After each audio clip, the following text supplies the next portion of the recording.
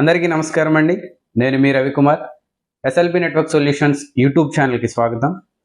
ఈ వీడియోలో వచ్చేసి నేను పాన్ మాడ్యూల్స్ గురించి చెప్పాలనుకుంటున్నాను. మన ఓఎల్టీస్లో వాడే పాన్ మాడ్యూల్స్ ఏవైతే ఉంటాయో వాటిని ఏ రకంగా ఎంచుకోవాలి అంటే రీసెంట్గా ఎఫ్టిటిహెచ్ అందరూ చేసుకుంటున్నారు. ఈ పవర్స్ పెంచుకోవడం కోసం C+ అని, C++ అని, అలాగే C++ అని, C4+ అని చెప్పి రకరకాల పాన్ మాడ్యూల్స్ అయితే మనకు అందుబాటులో ఉన్నాయి. అసలు వీటిని ఏ మాడ్యూల్ని ఎక్కడ వాడతారు, అసలు ఈ మాడ్యూల్ మీద ఉన్న ఈ ప్లస్ ఎక్కువ ప్లస్లు పెరిగితే పవర్ ఎక్కువ వస్తుందా, అసలు ఇది దేనికి వాడతారు అనేది నేను ఈ వీడియోలో క్లియర్గా ఎక్స్ప్లెయిన్ చేస్తాను.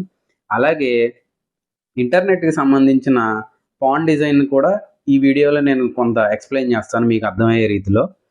ముందుగా మనం SFP మాడ్యూల్స్ గురించి మాట్లాడుకుందాం.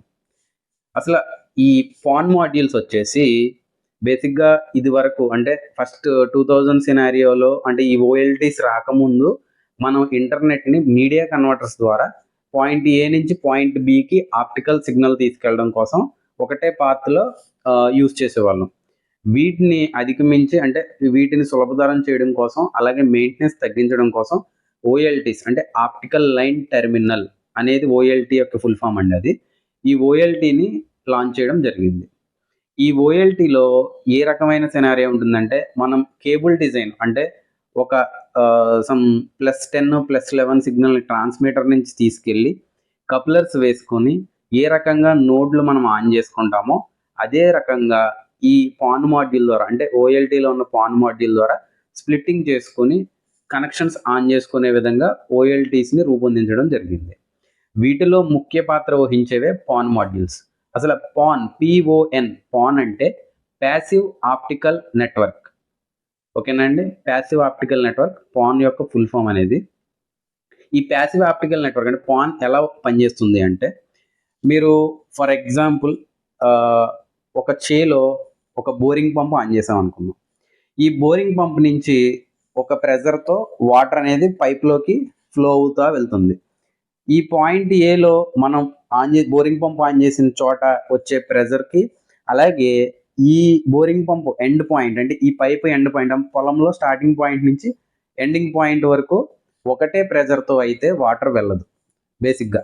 సేమ్ అలానే మన యొక్క ఇంటర్నెట్ పాన్ మాడ్యూల్ కూడా స్టార్టింగ్లో ఏ రకమైన పవర్ ఇస్తుందో ఎండింగ్లో కూడా అదే పవర్ రాదు. కాబట్టి ఈ యొక్క స్ట్రెంగ్త్ని పెంచడం కోసం అని చెప్పి కొన్ని కంపెనీస్ రీసెంట్గా C+ అని, C++ అని, C++ అని ఇలాగా దానిలో ఉన్న లేజర్ డయోడ్ అంటే ఇదంతా కూడా లేజర్ అంటే మీకు అర్థమయ్యే రీతిలో బోరింగ్ పంప్ ఎగ్జాంపుల్ చెప్పాను. యాక్చువల్గా మనం ఇక్కడ లేజర్ని మెయిన్ గుర్తుపెట్టుకోవాలి.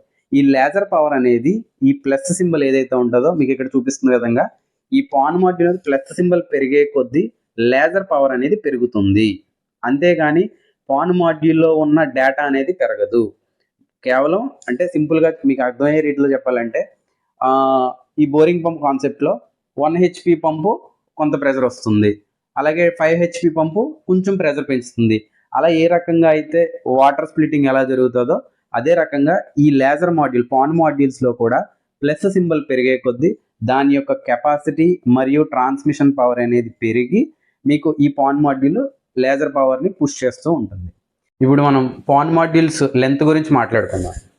లెంత్ వచ్చేసి బేసిక్గా మనకి ప్రస్తుతం తయారు చేసిన మాడ్యూల్స్ ఏవైతే ఉన్నాయో కేవలం 20 కిలోమీటర్స్ రేడియస్లో యూజ్ చేసుకునే రకంగా తయారు చేశారండి. వీటిని 2 విషయాలు దృష్టిలో పెట్టుకుని తయారు చేశారు. అది ఫస్ట్ది వచ్చేసి ఏదైనా ఒక లైన్ కానీ ఒక సిటీ కానీ లేదా ఒక విలేజ్ కానీ లేదా ఒక టౌన్ కానీ దాని యొక్క ఏరియా చూసుకుంటే ఏ టౌన్ అయినా సరే బిలో 20 కిలోమీటర్స్ అనేది ఉండడం జరుగుతుంది. కాబట్టి ఈ 20 కిలోమీటర్స్ కాన్సెప్ట్ అనేది అక్కడి నుంచి రావడం జరిగింది. నెక్స్ట్ రెండోది ఏంటంటే ఈ మన సబ్స్క్రైబర్ ఎండ్లో ఉన్న ఓఎన్టీస్ ఏవైతే ఉన్నాయో ఓఎన్యూస్ కానీ ఓఎన్టీస్ కానీ వీటిలో ఉన్న ఆప్టికల్ ఐసీ ఏదైతే ఉందో అది కేవలం 20 కిలోమీటర్స్ లెంత్ మాత్రమే ట్రాన్స్మిట్ చేసేలాగా దానిలో డిజైన్ చేసి ఉందండి. ఈ 2 విషయాలని దృష్టిలో పెట్టుకొని మనకి పాన్ మాడ్యూల్స్ అనేవి 20 కిలోమీటర్స్ రేంజ్ మాత్రమే అందుబాటులో ఉన్నాయి. నెక్స్ట్ వచ్చేసి ఈ మాడ్యూల్స్ని ఏ రకంగా చూస్ చేసుకోవాలనేది చెప్తాను. వీటిలో మనకి జీపాన్ మాడ్యూల్స్, ఈపాన్ మాడ్యూల్స్ 2 కేటగిరీస్ ఉంటాయండి. ఎప్పుడైనా సరే మీరు ఆపరేటర్స్ మస్ట్ అండ్ షుడ్ గుర్తుపెట్టుకోవాల్సింది, ఈపాన్ మాడ్యూల్ అనేది జీపాన్‌లో వర్క్ చేయదు. అలానే జీపాన్ మాడ్యూల్ అనేది ఈపాన్‌లో వర్క్ చేయదండి.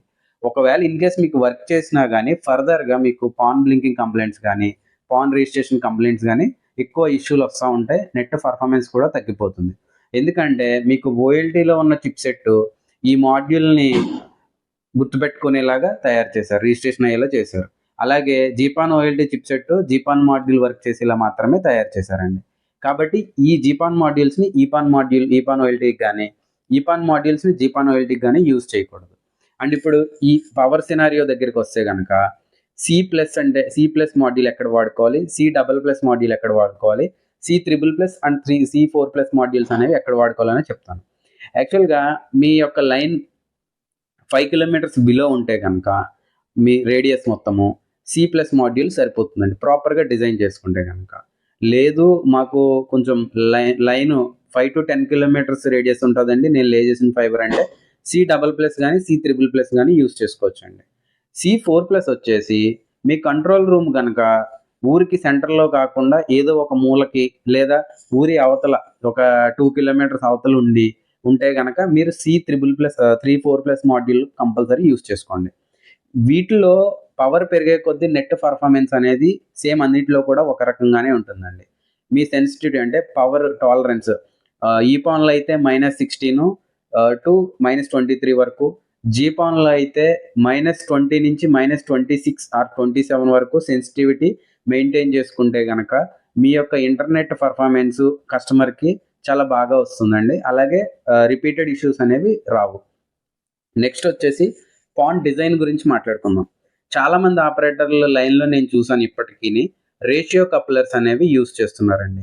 అంటే మనకి ఈ 90-10 గానీ, 80-20 గానీ, 60-40 గానీ ఈ కప్లర్స్ అనేది రేషియో కప్లర్స్ అనేవి యూజ్ చేస్తున్నారు ఇంటర్నెట్ డిజైన్‌కి. యాక్చువల్‌గా ఇంటర్నెట్ డిజైన్‌లో మెయిన్ మీరు గుర్తుపెట్టుకోవాల్సిన విషయం ఏంటంటే, మీరు ఓఎల్టీ దగ్గర నుంచి పంపించిన పవర్ ఏ రకంగా స్ప్లిట్ చేసి మనం -16 ఆర్ 17కి తగ్గించుకొని కస్టమర్ ఎండ్‌కి పంపించుకుంటామో, ఓఎన్యూ దగ్గర నుంచి రిలీజ్ అయిన పవర్ కూడా అదే రీతిలో స్ప్లిట్టింగ్ అయ్యి మీ ఓఎల్టీ దగ్గరికి వస్తుంది.